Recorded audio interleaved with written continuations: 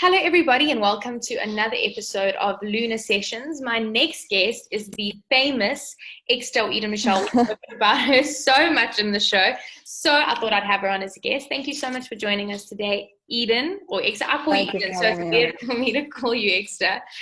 Thank you so much for joining today.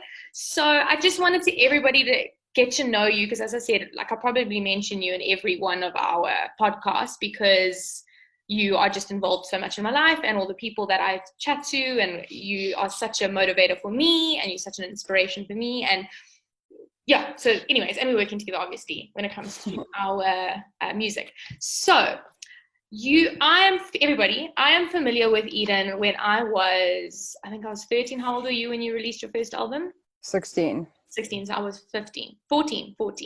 And thanks for pointing that out. The age difference. So I was 14, and I remember listening to You Broken Truth and going through my first breakup. When I listened to that, I won't even remember where I was, and it was such a part of me, my sister, how I came across the CD. Eden used to perform at all of the shows my sister used to do modeling at, and we got the CD, and then I loved all her songs, and I remember thinking, wow, all these lyrics are so beautiful, this girl is so talented. And then I didn't hear of you for I don't know how many years since you were 16. Let's just get away. About 12 years. Again, pointing it out, thanks. Yeah, it's been 12 years.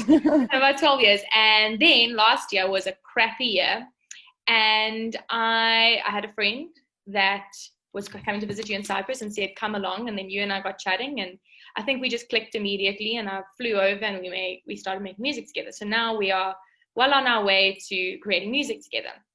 We are definitely. So that we'll get all into the nitty-gritty of the Karma EGGSTA collaborations a little bit later. But I want to start with how your experience was when you were 16 and making your first album. It was amazing. My brother was the one who ended up taking me to my first recording studio. And it was such a special experience because I worked with a gentleman that was quite notorious in South Africa for rock music called John Buckley. And he pretty much gave me most of my inspiration to start producing my own stuff.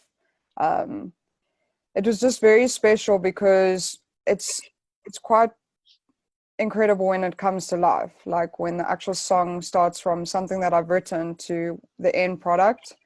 And to be able to be blessed enough to do that at the age of 16 was insane. Yeah, because obviously this is an interesting interview for me, because I know you and I spend a lot of time together, so I know all the ins and outs. But so I know that you came as a songwriter, you started out as a songwriter, and then you started learning how to produce your own music. What was it? It must have been so frustrating as an artist to sit there and you heard something in your head, or you knew it, but you didn't have the technicality of putting it down. Yes, yeah. So I think a lot of artists suffer with that, and a lot that I've actually worked with, where they get so frustrated because they can't play an instrument, and then they'll sit with me and go, oh my gosh, this is driving me mad, I just want to put this idea down, and they're not able to do it and everything. And I luckily have played piano since I was 6, so I didn't know the engineering side of producing. And then while I was working with John when I was 16, he would often be like, go sit behind the computer. And I'd go, no, it's fine. You do it. I'm just going to do my thing here. And he's like, no, go sit behind the computer. And it was easy for me because obviously there's a difference between being an audio engineer and a producer. There are a lot of producers in the industry that just stand back and allow the engineer to do all the actual technical side of stuff. And then the producer puts the whole thing together and comes up with all the ideas. But I desperately wanted to know the engineering side of it, because every time I wrote a song, I wanted to be able to put it down. I wanted to learn how to actually record my own vocals and have my own space and be in my own environment to be able to, the minute I get an idea, lay it down. Because it was so frustrating that I would write the song in my head and then I would have to wait a week to get into studio. And sometimes you need to just go with it immediately and lay down the idea that you have straight away, so you can the essence of it will always be there. But it must be such a cool experience when you are sitting and you have this idea in your head, and going from when you were 16 being frustrated, I mean, you could play piano, so that was a perk, but at that stage you couldn't engineer yet. It must be such an amazing experience where you can sit and go, you can put what's in your mind and put it down. I want to say paper, but it's not paper, into music, and see your vision or your idea come to light. It's amazing. And obviously when you start producing your own stuff, you have to come up with all the bass lines, the drums, I mean, I'm a pianist and I play guitar, but I'm not a bass guitarist, and I've had to hear and listen to lines that other bass guitarists may be playing in a song, or other producers are doing, and kind of implement something similar in whatever genre it is that I make. And again, we're so lucky that we live in an era where I've got a MIDI keyboard that I can do sax solos. So people pretty much think I can play like any instrument. It's not the case. Like, it's just I'm playing it all on piano. I'm doing it through MIDI. And yeah, it's very cool that I can literally do the entire thing by myself now, like from A to Z. So what would you say then is, if I'm now becoming an artist, or I'm now, like, I'm a singer, I understand a little bit of piano and how it works. And what would you say is the first instrument somebody should learn, whether they want to produce or be an art? Sorry? I mean, it depends. If they want to be a bass guitarist, then they must go learn bass guitar. But if you're wanting to produce, obviously piano or keyboard would be, I would suggest that would be the way to start, because it's endless what you can do on a keyboard these days. Yeah. I mean, I do all my drum patterns even on the keyboard. So yeah, that's a no-brainer. You have to do that. So I better get on to my lessons. Okay, so just so that everybody knows a little bit more about you in terms of what producer you are. So you started off in your when you were 16 as a rock musician, and you had your very Avril vibe, and it was all the time at the time, all the, I don't know, the whatever the music we were listening to then. So now, what music are you doing now, and how did the transition happen? Yeah, I was doing a lot of pop rock music, very inspired by Vanessa Colton, Avril, that sort of sound. But then there was a transition where rock started dying away. I wouldn't say rock is dead, but it started dying away. And I always loved dance music. And everyone always told me it's so easy to make. And I was like, okay, I'm definitely going to try this. And the moment, like, I don't even want anyone to ever hear the first production that I did of it was terrible. And I realized it's actually especially EDM, and doing commercial EDM, it's quite a tricky thing to make, because you can overproduce something, or you can not have enough and literally have one tiny little element missing, and the song just sits there and it's not finishing, and you get frustrated with that. But yeah, so I love dance music, and I love the concept of the fact that EDM would play in clubs, and that's what made people happy, and that's what people would go out on the weekends and listen to, like hip hop, or all of it had a commercial element to it. So I'm like, okay, I have a huge passion for this sound. It's doing really well. I love making it. And it was such a challenge for me. And now that's the primary genre that I focus on. So I love it. Do you still find it difficult, or is it kind of like second nature now? It's second nature to know what it is that I need. So I know where to start. I know to start, for example, on a particular track with a kick drum, and then I add in bass elements, and then I build it slowly. But sometimes I do get frustrated with the fact that it's so close and it's nearly there, and then there's just one thing that's missing, and maybe I'll leave the song for a month and come back a month later, and then I'm like, oh, okay, that's what it was. So it's tricky, because a lot of the dance music that I have is literally 100 to 150 layers of instruments. It's not like a rock band where it's a drummer, a guitarist, a bassist, a keyboardist, and a vocalist, for example. There's hundreds of layers, and it's all synthesizers and stuff to make the song sound big and full. So it's a challenging genre to get it sounding clean and good. Yeah, and as you say, you don't want to overproduce, because then it's just too much. So, okay. Yeah. now where you're sitting, nobody knows this because it hasn't been launched yet, but you are busy working on a production course, Yes. producer production course. Okay, so tell us a bit about that and like what can, because if I wanted to be a producer, where do I go? How do I go about doing this? If I do have instrument experience or if I don't? So yeah, it's very exciting that I started doing the production course. I was initially reluctant to start it because I'm still learning. I'm still learning so much, and it's never going to end. I mean, technology keeps changing, and then something else gets added when you plug in, which is basically like it's difficult to explain a plugin. Go watch my course. But yeah, so the course is basically for someone who has never ever sat behind a computer, who is desperate to get their ideas down the exact same way that I wanted to. And it takes them from not knowing anything to be able to record and make a song at the end. And then what I'm going to do is I'm going to add intermediate courses and advanced courses to it so that people can progress to a point where they're actually making their own music that they can release. Okay. So, and I know that the whole concept, I mean, I do because I know of the production course, but it's basically like being a bedroom producer, like Billie Eilish and that Yes. kind of a vibe. And So I think I called the whole course "Welcome to My Bedroom," and I did that in particular because, so for example, Billie Eilish, she cleaned up the Grammys, and 90% of the recordings were done in her bedroom with her brother. You know, so people think that they need to go look. There's elements of high-end studios that are very important in specific sounding things, like when you're recording a live orchestra, or obviously for vocals, it's great. But you can pretty much do anything and everything now in a little spot. And so many artists are actually releasing tracks on tour.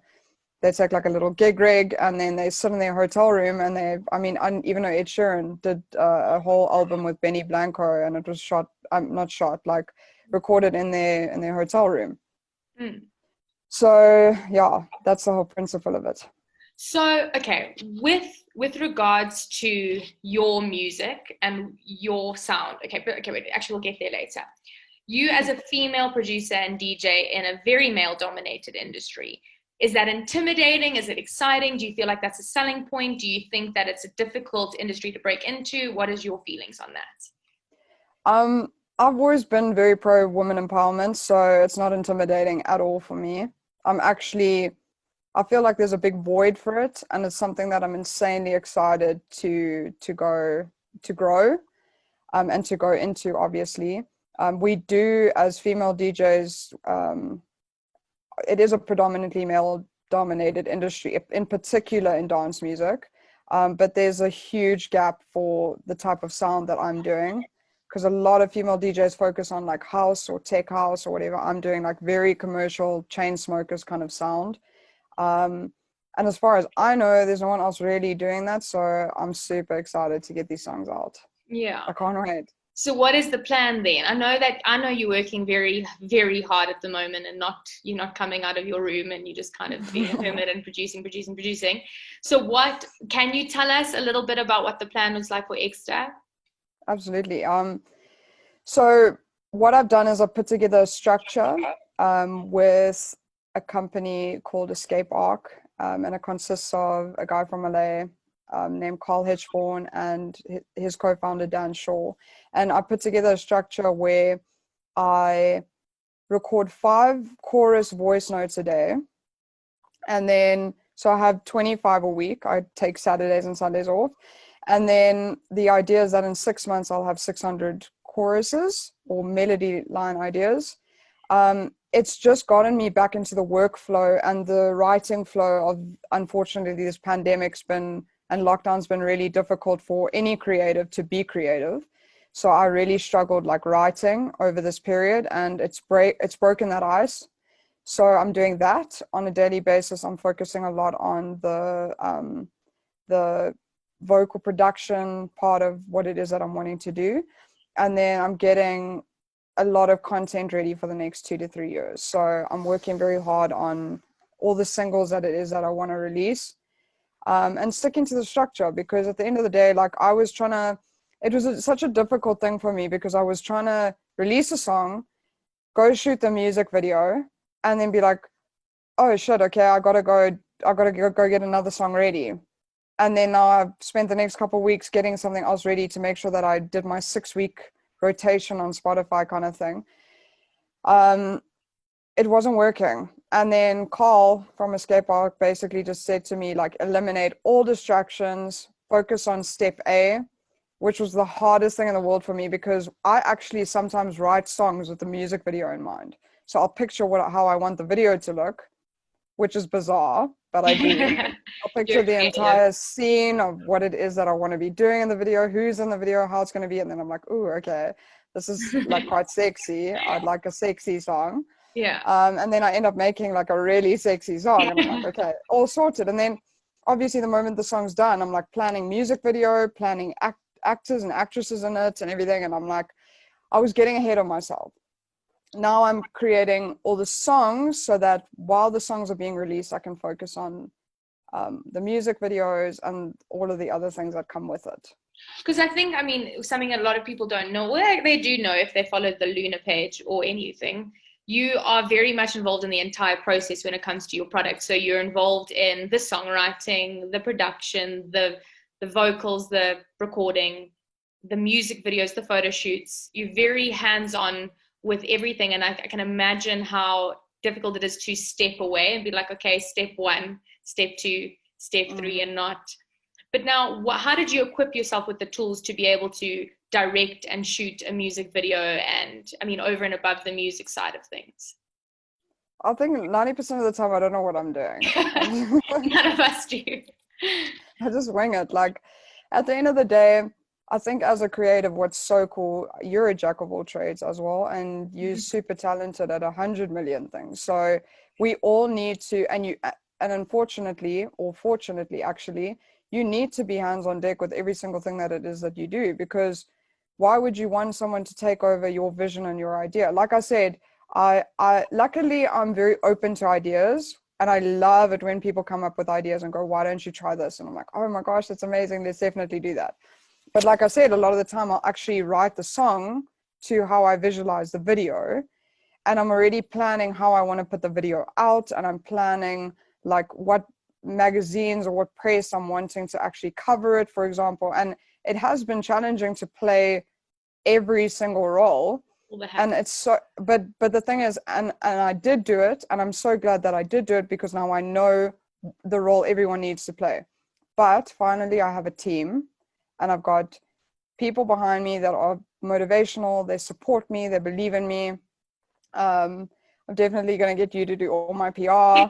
So you know what I mean? So it's it's just really cool to be able to have people that I can bounce ideas off now and can actually say, like, why don't you try this? And I'm like, oh, thank goodness. I never thought that far yet, because I was actually just trying to focus on step A.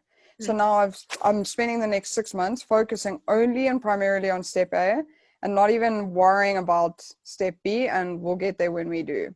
Yeah, that's tough. That's a very tough thing. But now, okay, so a lot of people don't, I mean, they see eggs, they're not too sure what that means. And I know there's quite a cute story behind the I'm not going to call it cute, because eggs is not cute. Eggs is very badass. But yeah. What is the story behind EGGSTA? So when I was little, my brother used to call me Eggy, and it's just always been my nickname growing up, egg, whatever. So a lot of people have said it's such a pity because you have such a beautiful name. Like, you should just release your music under Ida Michelle. And I'm like, great. Like, everyone will know me as that. But I love EGGSTA because it fits so well in with the EDM sound, with the vision that I'm doing. The actual egg itself is going to be what drives majority of the brand. So the music's almost going to actually be like, I think, an add-on or an additional bonus to everything that it is that I'm doing. But the egg itself, like, I have endless ideas of what it is that I want to do branding wise, and I can't wait. Like, I've already gotten a whole bunch of people to wear hoodies and put the egg all over the place, and you included. Yes. And and I wanted to become this brand that people wear out, and they're like, oh, that's so cool, you know. And like, where did you get that? And then it becomes a big thing. So well, I think sorry. No, I just saw the whole brand of it. And my brother, who is he's a little genius, honestly. He was actually the one that was like, why don't you call yourself EGGSTA? And I'm like, that is brilliant. Done. That's the thing. If someone gives me a great idea, I'm so open to it. I'm like, done. I don't even need to argue it. Keep it simple. You don't need to debate. So many businesses spend months debating names, and you like, just stop, relax, like, just keep it simple, get the name, and just start getting things going. That's the most important part. Because I think, and also when you go back to merchandising, I mean, not that it was extra, but I had that little blue Eden Michelle t-shirt from when I was 14, and then it got stolen, and then you said you saw someone wearing it on the side of the road. Like, there's a journey that happened. And how funny that, like, while I was driving, my mom was like, stop the car. And then she went up, like, it was just some random guy walking on the side of the road. And she's like, go ask him where he got it. I'm like, no, Mom, I'm not doing that. And then she went to him? Oh, she went up to him. He's like, I got it from my brother. I'm pretty sure that's your shirt. It's my t-shirt. Was it near Springs? Because that's where the t-shirt was stolen. But it's a compliment. I hope people steal a lot of EGGSTA stuff. Like, and wear it everywhere. No, exactly. And I think, I mean, I've heard the visions and the ideas you have for EGGSTA, and I think that it's such a unique brand, and I can't wait for everybody to see what it is that you've been cooking up. And I know it's been frustrating for you to not release anything. I know. But I think it's going to be worth the wait, just based on everything that I've been hearing. And I'm just so glad that I can be a witness to it. Or what's the audio version of witness? Anyways, listen to it. Appreciate that. But I'm so very grateful that I get to produce your music, and and I'm so glad that we found a sound for you that just fits your whole idea and brand. Because I mean, you came up with such a brilliant brand for what it is that you want to do, you know, and now we have the sound to it and everything, and I cannot wait for people to hear your stuff. No, I'm just so excited, just because, I mean, I'd spoken to producers and none of them really got what I was talking about. I don't know if it's just that South African I don't know, the ones that I worked with were not edgy enough, or they weren't willing to go. I mean, the sound that is quite, I don't want to, what would you explain? How would you describe the Karma Luna sound? It's kind of ambient pop. It's like a dark, edgy ambient pop. Yeah. So I'm so excited, and I'm just so grateful that we can work together and like put our minds together, and like, because I think the lyrics we work together with are meaningful and deep, and they're very well thought out. They're not like placement words. They're very purposeful, and they are purposeful. Yeah. What's the word? Intentional. And everything, intentional, and that's what I love. That's why I love working with you, because like everything is intentional and everything's detailed. So it's like super fun, and I just can't wait to like get the stuff finished and get it out and get everybody to hear it. It is taking some time. I mean, we had big plans for 2020, but unfortunately, like everybody else, God had other plans for us. But I'm excited, and I'm excited because, as you guys don't know, but I'm gonna collaborate on some of EGGSTA Eden's stuff, and that's very cool because I love the marryingness of our two sounds, because I think that it like has quite a sexy, cool, I don't know, sexy, cool, like medium, and it's going to be cool to like get into your sound, because it like, but it's, as I say, it's a nice medium between the two. Mash up the two, yeah. I think what's cool is that both our intention in our music is to be sexy, so and powerful, like we women, you know, we powerful women. So you got to portray that in your music. Exactly. So I'm gonna ask this question, somewhere along the line. Okay, let me ask 2 questions. Motivation. Where do you find motivation, especially in a time like this when you've been told to change up the way you do things? You've been in a country that you're normally traveling every 3 months.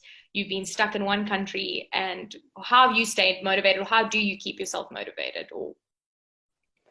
So luckily, like I said earlier, I've got such an amazing support and structure around me. I have the most incredible and inspiring family.